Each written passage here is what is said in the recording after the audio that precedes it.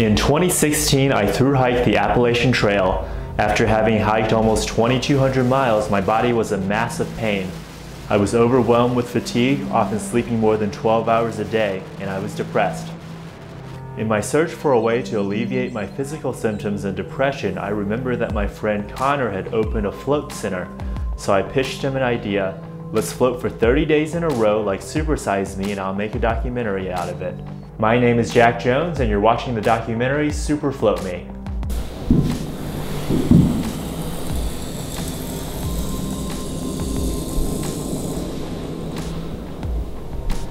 Hey Noah.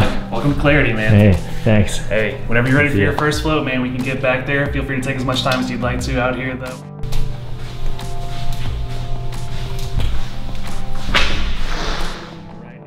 Alright, Jack, this is going to be your float rig today, and this is one of our dream pods. The really great thing about these is the fact that you're always in total control over your environment the entire time you're back here. So you can always float with the lid open and light on if that makes you feel more comfortable, but you're more than welcome to close the lid and turn the light off too. Get more of that sensory deprived feel to it. Shower before and after, soap, shampoo, conditioner in that order from left to right. After the shower, before you jump inside the tank, just dry your face and kind of your hairline off to prevent any kind of condensation buildup when you're in there, lying on your back and floating. Music will play the last 5 minutes to let you know things are coming to an end. Floating originally got started by a guy named John Lilly, and there was this question. This was in the 50s and the 60s, and the question was, well, if you take away all of the senses, what happens? Do you go to sleep? Are you conscious during that? Can you be awake? Are you thinking? What happens? My parents started the industry. They knew John Lilly, and Glenn Perry was the first person to create what you know as a flotation tank. So it's a float environment that contains between 800 and 1,000 pounds of Epsom salt, magnesium sulfate, and 150 to 200 gallons of water, so you float effortlessly. Well, I went to work at a center in Manhattan, Tranquility Tanks, and that's when the movie Altered States came out. Ken Russell's movie with William Hurt, where he turns into an ape. Basically, it was based on John Lilly being a scientist and using LSD to get back to his primordial self. And so Ken Russell took it to its limit, extreme, and he turned into a monkey, and it was quite scary. In fact, I hid under the seat watching it. But we were booked 6 months in advance, 24 hours a day, because of that film. Initially, it was called Sensory Deprivation. And I think it's John Lilly's cosmic joke, because he didn't really like hanging out and being like a famous person, and didn't like people bothering him. So in a sense, it seemed like, yes, it was the experiments that they were doing to find out if you'd give up sensitive information. In the military, they'd put people in solitary confinement, and those experiments were called sensory deprivation experiments. Somehow, sensory attenuation, or removing external stimulus and floating, took on that name. And I think it's ludicrous because it's sensory attenuation. It's like if you are if you're listening to music and you turn off the lights, do you hear less music because you turned off the lights, or more music? I think you hear more music. So same thing, you get rid of the external noise when you jump in and you get into the tank. So it's you're not sensory deprived. Straight into kettlebell swings. This last week, I consciously tried to push myself into overtraining. I did 3 days where I trained 3 times per day. So 1 session of CrossFit, 1 session of a cardio-based boot camp that I did, and then another session of calisthenics in the evening. And so, I mean, that's way too much. Like, that is too much for pretty much anybody unless they're a professional athlete. And that certainly should have pushed me into overtraining. So I trained every day this week, and 3 days with 3 sessions. The other 2 days I had 2 sessions. So a ton of volume this week, yet I feel completely rested. My muscles feel rested. And what I notice is I'll do my 2 morning sessions, and then my muscles will feel pretty spent, I'll feel pretty sore. But as soon as I come in the tank, float for the 90 minutes, I come outside, the soreness is all gone. My muscles feel really relaxed, the tension is released.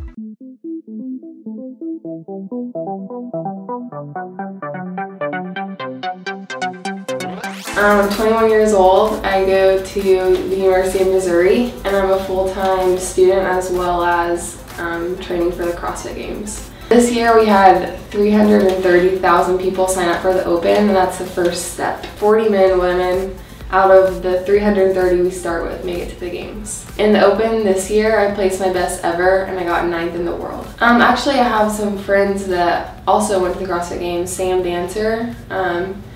Him and his wife have been coming here from Quincy, Illinois, which is 2 hours away, just to float. And so I was like, what are you guys doing? Like, why are you guys driving so far just to come like float? And then they talked it up so much, I tried it, and I've literally been obsessed ever since. I've gone once a week since they told me that. I honestly, I didn't even really know how to grasp it. I was like, you guys float on the water? Like, I didn't really understand. I didn't know if they were like exaggerating or what. And then right when I got in the float tank, I kind of fell back a little bit because I wasn't expecting it, and I'm like, wow, we actually do float. I've always gotten the physical recovery part, but I haven't found anything that mentally recovered me. And so just having an hour and a half on my rest days to kind of just get ready for training again, this is the thing that really helps. I've come in here a couple of times where I'm super sore, my muscles are super inflamed, and then wake up the next day and they feel a lot looser.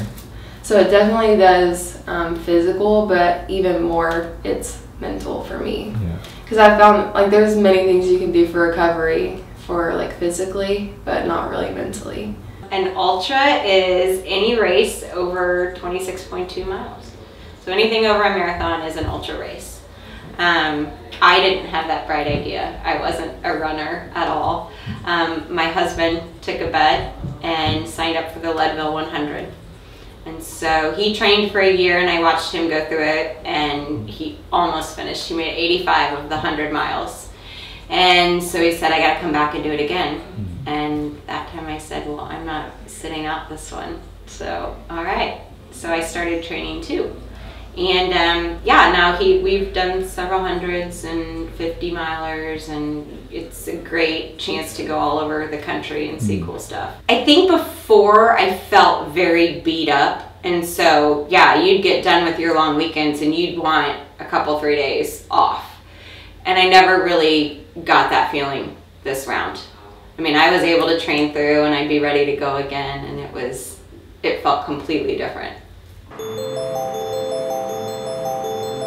It's day 11, and I had a really interesting experience in the tank today. So I felt like today and yesterday I was able to go much deeper in the float experience. I was able to go on another level of relaxation. I had my eyes closed, I was floating there, and it was like I was struck by a bolt of lightning, right? So my eyes were closed, but I saw this bright white flash of light, and I heard the sound in my ears, and it was this loud, it's hard to describe, just a really loud sound.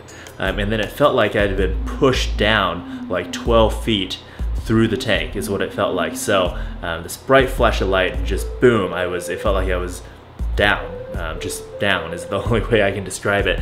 And then from there, I breathed in, and it sounded to me like the noise that you make when you breathe bubbles out from underwater, so that kind of burbly noise. That's what I heard when I breathed in right after this bright flash of light. So that kind of freaked me out, and I was able to see some sort of kind of colors and shapes around me. They were very indistinct, but I could definitely see these colors and shapes around me, but I had my eyes closed and it was in the darkness of the tank. So that was the experience. Right after I experienced that weird underwater breathing noise, I got a little freaked out and thought, am I underwater? Am I drowning right now? So then that kind of brought me back to my body, and I realized I'm just laying on top of the tank. I don't have any water in my eyes or my mouth, and I'm not drowning. So I'm not sure what to make of that. It's a really interesting experience. I was fully conscious during that experience. I was definitely in an altered state of consciousness, but I was still conscious. It was definitely not a dream, right? There's a clear difference between dreaming states of consciousness and being in an altered state of consciousness while you're still awake. So it definitely wasn't a dream. Again, I'm not sure what to make of it, so we'll just chalk that up to an experience, and we'll see what happens. It seems like it's getting more and more interesting as I delve deeper into the tank and I can get deeper into relaxation.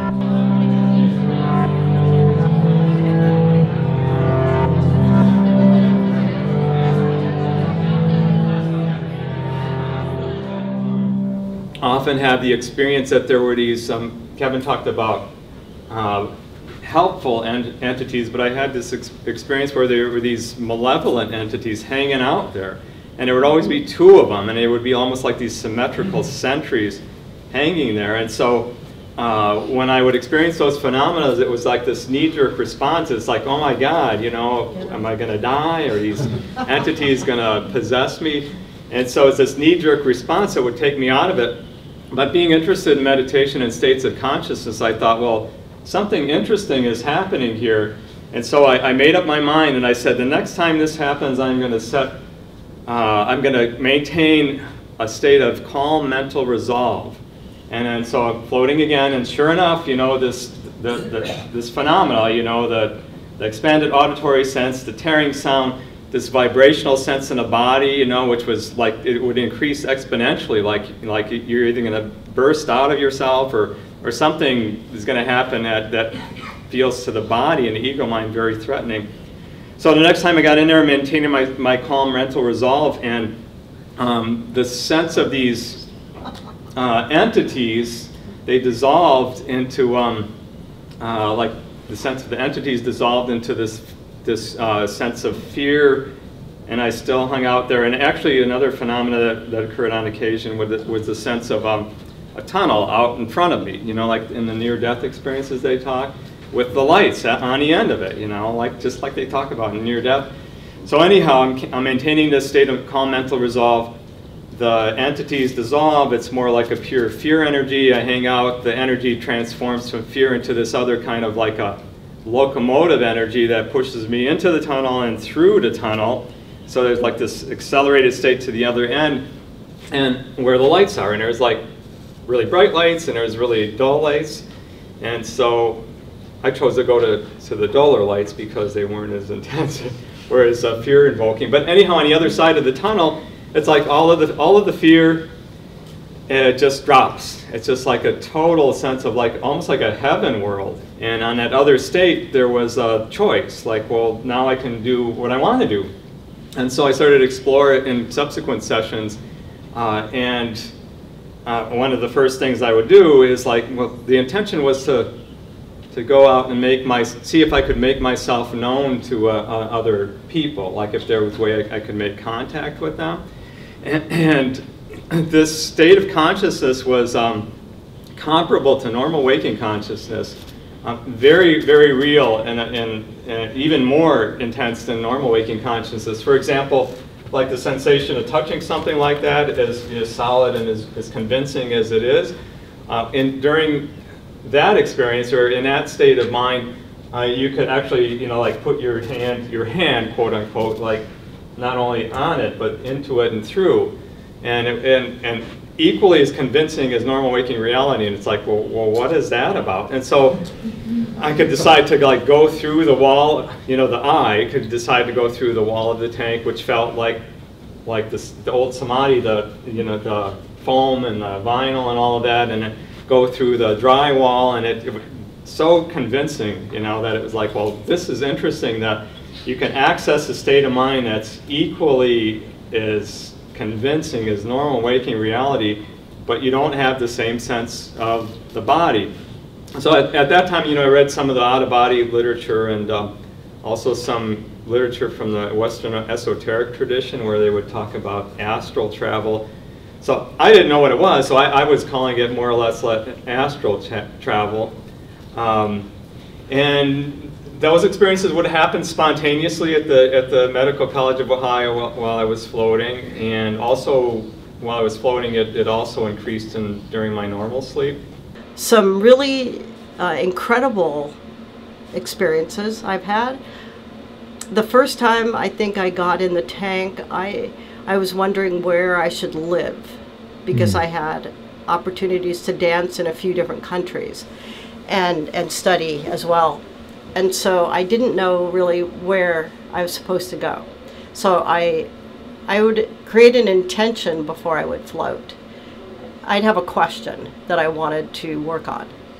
And so I asked, and I got an answer, and it was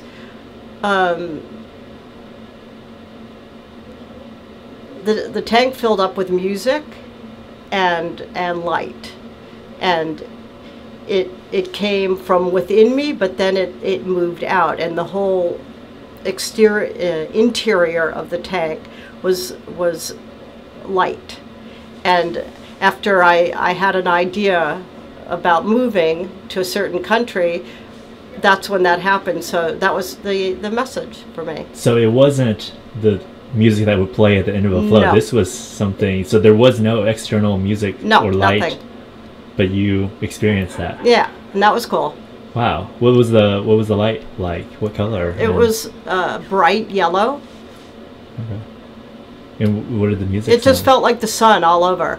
Did you follow that intuition and go Yes. to that country, and how did that work out? It worked out really well.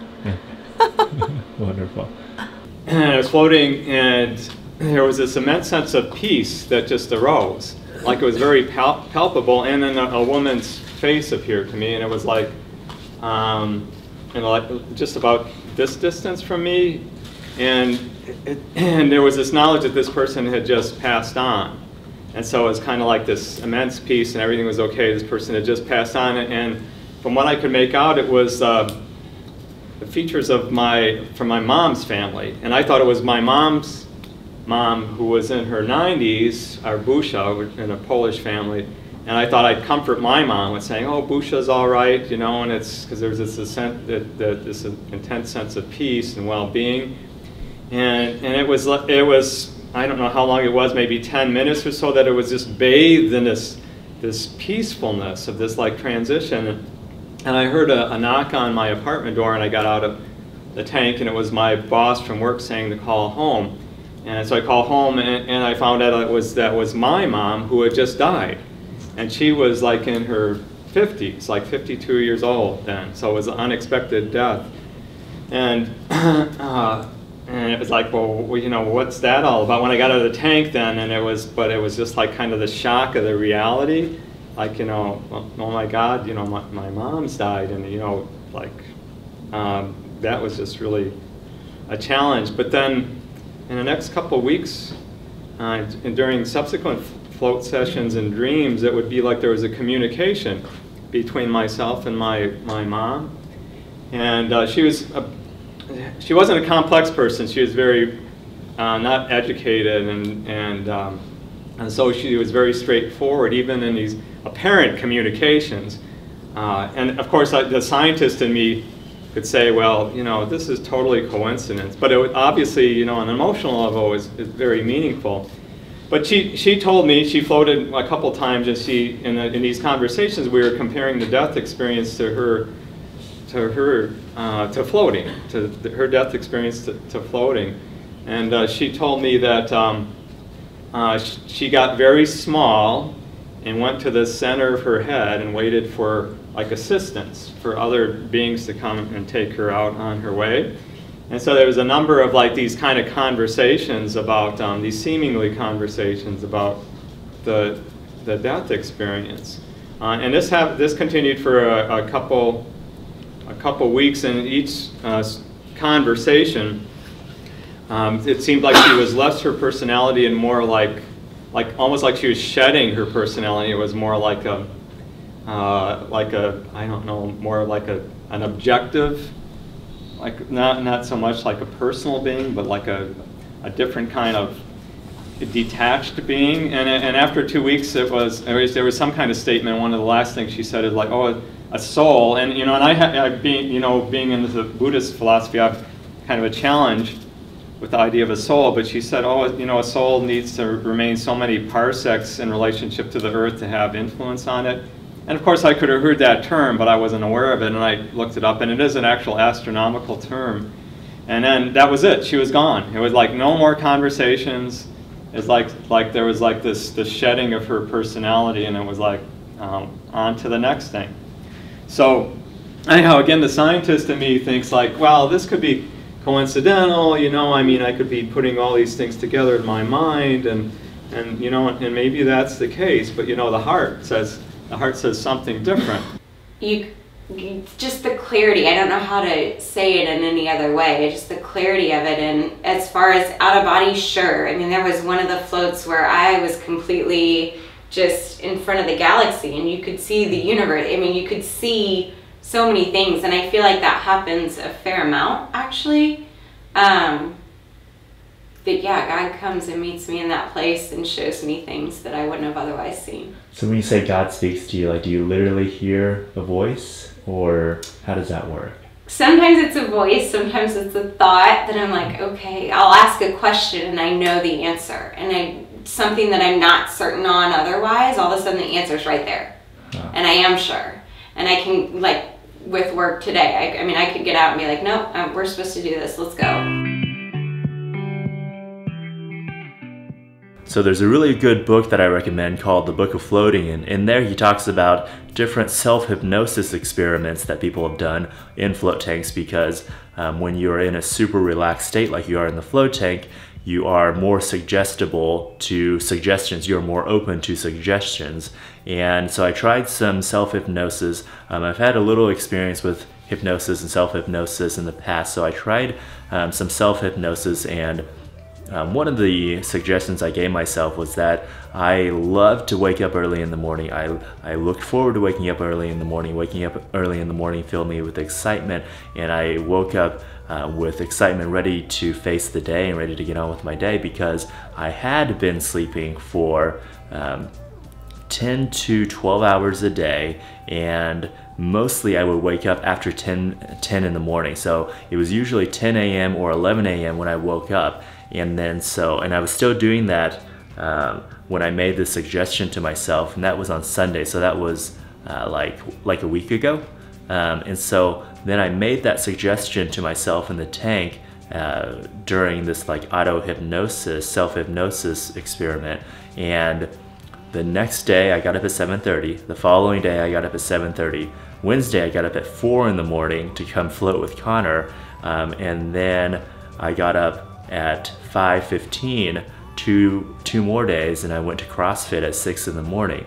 And so I think it's working, because it has been much easier to wake up. So I just programmed myself on that one day, and so far my wake up time has, you know, it's hard to shift from waking up at 10 or 11 in the morning to going to wake up at 7:30 and then 5 in the morning, but it happened all within a week, just like that. So I would attribute that to the float tank and to programming myself in the float tank. On the topic of using that deep relaxed state to improve your life, during the last week of my floating, I applied for YouTube Next Up, which is a program that YouTube runs where they bring 10 channels from the United States out to New York City for a full week of video production training. I really didn't expect to be selected for this YouTube Next Up, because there are thousands of applicants and thousands of really high quality YouTube channels, and to be honest, my content hasn't been that incredible on my channel. But I went into the tank, I spent about half an hour after I dropped into that deep relaxed state, and I just visualized. I visualized getting the email saying that I had been selected. I visualized the emotions that I would feel once I found out that I had been selected, and then I did that for about half an hour, and then I forgot about it. And I really didn't think about it until about a month later, when I got an email in my inbox that said, hey, congratulations, Jack, you have been selected as one of our YouTube Next Up participants. And so then I got to go to New York City, and I got to spend a week in really great production training, and I got a new camera out of the whole deal. So it was a really, really incredible thing to be able to participate in. And again, I wonder whether my visualization actually helped me get into that spot. And since then, I've had other examples where I've visualized an outcome that I wanted in the tank, forgot about it, and then later on that outcome became true. And so these are more personal examples, less dramatic, but still it followed that same model. I visualized it, I felt the emotions around it, and then I forgot about it, and then they came true. So, I'm still skeptical on the concept that we create our own reality through visualization. I'm not sure that I can go and manifest whatever I want, but I think there is some kernel of truth in there that ultimately everything arises from our minds first, right? Our whole lives are first built in our minds, and then they arise in the world just based on our actions. Every action we take first starts in our mind. So I think there's something to that idea. Maybe these experiences have given me something to chew on, something to think about, and I think they're just interesting and they're worth mentioning, and they're worth exploring further, because again, there's very little risk. All you have to do is go into a tank and go try it. So if it is possible to influence our realities through visualization, and it seems like the visualizations are infinitely more powerful in a float tank, then perhaps it's worth trying out and seeing, hey, maybe there's something to this. Tell us what we're going to be doing tonight, Connor. We are doing an overnight float. Overnight float. So how long is that going to be? Probably 6 to 8 hours. 6 to 8 hours, okay. Alright, floating all night, so I'll see you on the other side.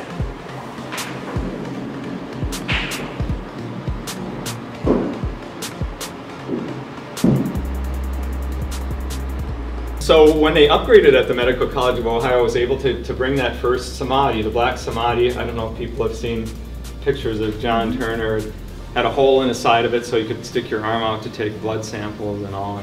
Anyhow, I was able to take that home to my apartment, which was a very small apartment in the basement, close to where I worked, and the only place I could put it was in the kitchen, because that was the only space I had, and then it was the closest to the shower. So I was able to float whenever I wanted to, and I was thinking, well, I won't sleep anymore. I don't need a bed. I can just get in the float tank. And for people who are thinking that, because I talked to some people about it, that maybe it works for you, but it didn't work for me.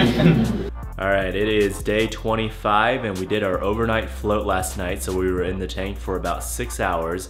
And my biggest question was whether I could, whether floating for 6 hours would replace sleep. And so I think pretty definitively for me, it definitely didn't replace sleep, because after we got out this morning, I went home and then I slept for another solid 5 hours. And so I think I fell asleep a couple of times in the tank, but I don't ever remember having a long period of sleep. I don't think I ever had more than a couple minutes of sleep, and definitely not any deep sleep.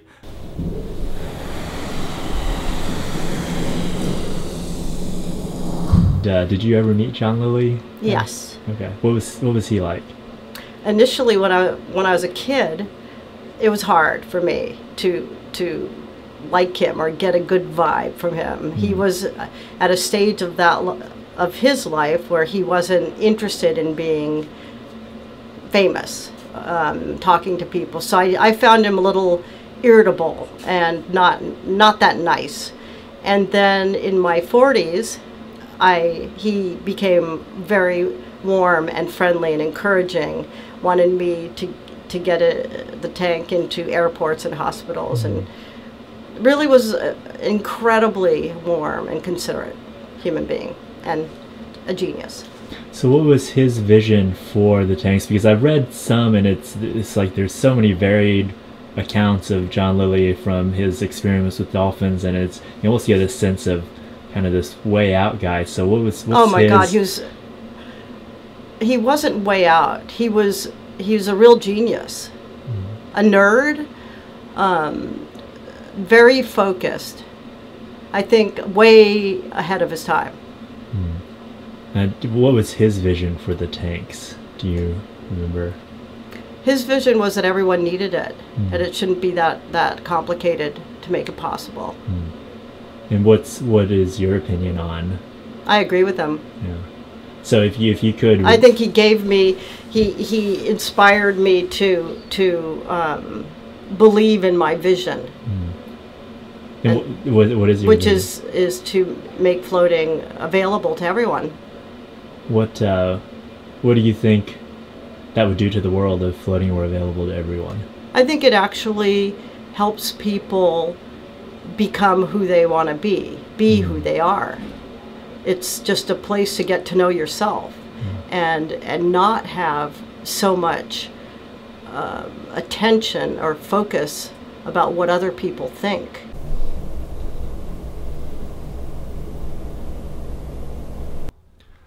It is day 30. I've just finished my last float for the challenge, and I am equal parts sad and relieved. So I'm relieved because I don't have to do 2 hours of floating every day now. That really does start to take up a lot of time after you do it for 30 days. But I'm sad because this has by far been the most productive, the best month I've had since I've came back from the Appalachian Trail. I mean, just hands down. I have gotten more done in this month than I've done in the last 5 months since I've been home from the trail. And I've been happier this month, and I've explored more new things, and I've just lived much more fully this month. I've been a lot more relaxed. Just so many things. My fitness has gone to a totally different level. My sleep and my ability to wake up early now instead of waking up at 10 or 11. Just everything. It has completely transformed my life. So I'm sad that I'm going to be dropping the thing that has transformed my life. But you know, I'm now a lifelong floater. Definitely a lifelong floater.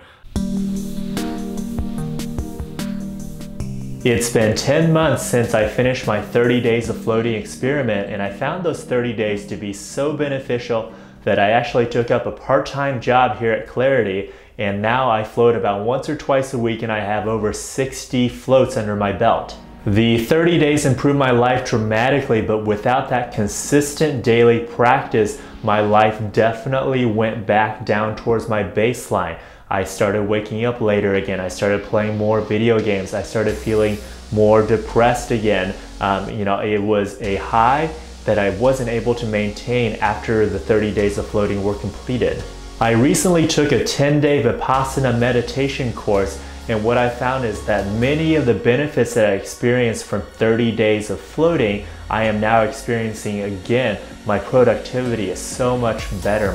I just have incredible mental clarity. I don't worry. My reactivity is gone. All of these benefits that I was seeing during the 30 days of floating, I'm now seeing after 10 days of meditation, along with practicing on the cushion for an hour in the morning and an hour in the evening. I think that consistent daily practice is absolutely vital to maintain the benefits you get from these mental purification processes like meditation or the float tank. And I like to think of it like exercise. If I worked out really hard for 30 days and then I stopped exercising, of course I would not maintain the gains and the benefits I received from those 30 days of exercise. And similarly, even though the 30 days of floating were really good for me, after I stopped doing that consistent daily practice, my benefits and results dropped along with that. I think a strong meditation practice and floating really go hand in hand. I think if I had been doing those 2 hours of sitting every single day during my 30 days of floating and afterwards, I would have been able to maintain most of the benefits that I saw through those 30 days. As soon as I got in there, within a minute of getting into the float tank, I thought, well, this is the perfect environment for meditation, because two of the main challenges or hurdles to meditation were taken away, that being a sensory distraction and physical discomfort. So it's like, wow, this is perfect, you know. So I really became enamored with the float tank, and I was able to use the tank there at the medical college when we weren't running medical students or subjects through. So about 1 to 3 times a week I was able to float. And for me at that point, so I was in my early 20s, and it was more of a, I guess more of a a sensual experience for me, because it was interesting because they call it sensory deprivation, but actually I found that it was sensory enhancing. So it was very helpful for me to deal with anxiety. And what we found at the medical college is that it seemed to move the individual to a place of homeostasis. Like if a person was out of whack biochemically, neurologically, structurally, and it wasn't a panacea, but it would move you back towards baseline, even though we didn't know the mechanisms behind it, and we still don't. In Buddhism, they talk about causes and conditions. You know, finding the causes and conditions, and if you set up the causes and conditions, then this will happen. So it was, to me, the float tank was like setting up the causes and conditions, the environment for this state of consciousness to occur. Now, talk about biases. Ashkan and Graham were talking about biases, and I was guilty of this myself until recently. Like I hear people say, the float tank is the fast track to meditation. And at this point, I feel like I'm a more quote-unquote mature meditator, and I don't feel like that's the case. I think that the flotation tank will provide an environment where you can meditate. It's not equivalent to meditation, but it's an environment where you can meditate. So I've been using the float tank now for 35 years, and also meditating for like 40 years, and I feel like one is not a replacement for the other, but they are definitely a complement. One amplifies and accelerates the other. The way I look at it is like in terms of like spiritual speakers or consciousness explorers. It's kind of like this consciousness explorer, spiritual seeker portion plate. I also worked as a wellness coach, so I did like weight management, and they have that. People probably have seen the portion plate, you know, where you're supposed to eat mostly fruits and veggies. And anyhow, the way I look at the spiritual development is that like things like psychoactive substances may be kind of like a sliver on there, and an important sliver, but then the contemplative traditions, like the larger portion, like that's your fruits and veggies. You know, a contemplative tradition, a shamanic tradition. And then you've got the big, a big section, not quite as big as like the fruits and veggies, the contemplative, but things like the flotation tank. And for me, it's kind of like the middle way, in an important way, because psychedelics can be very effective, but it's kind of like a locomotive, and it goes really fast, and you don't have a lot of control over it, although it can really open you up to new states of being. And on the contrary, the contemplative traditions, I mean, I know people in the meditation community who have sat for like 10, 20, 30, 40 years, and it's like, well, what's happening there? And again, not that it's a goal-oriented kind of process, but the flotation tank and that environment I feel like it's kind of in between, because it's faster and more effective than many of the meditation techniques. But it's also something that you have more say over. You know, it may be safer than something like psychedelic. The gift of being able to float is that, you know, it really, I feel like, amplifies and accelerates the meditation process. The things that we talk about in the meditation communities, and when you float, it's like, aha, I get it. This is what they're talking about. I like how it's meditation for dummies, because when you're in there, you take out that external stimuli, that, you know, that the hard contact that your feet have against the ground, or your knees, or your butt, or whatever it might be. You know, it takes your awareness there. But when you're in the tank, you're floating in almost, it feels like nothing. You know, eventually you're gonna lose sense of where your skin stops and where the water starts. And if you're still enough for long enough, it almost feels like you're floating in honey or molasses. It feels very enveloping. And you really can't untether the mind from the body whenever you do that. And you can really have these great, deep, meditative states while you're in there. You know, a lot of people use it for pain relief. And like I said, it's a tool that you can use to help you achieve a lot of things that you're trying to achieve. Maybe not everything, but I think most things. You just kind of have to get in there and maybe set an intention before you go in. And just, you know, give it a try and make it a practice. And once you start making it a practice, that's really when you see the true benefits of it. Floating will be a lifelong journey for me. I feel like I've only scratched the surface of the different states of consciousness that can be attained within the tank, and I'm really curious to see where this journey will take me as I develop my meditation practice alongside my float practice. Thank you for watching. I wish you peace and happiness.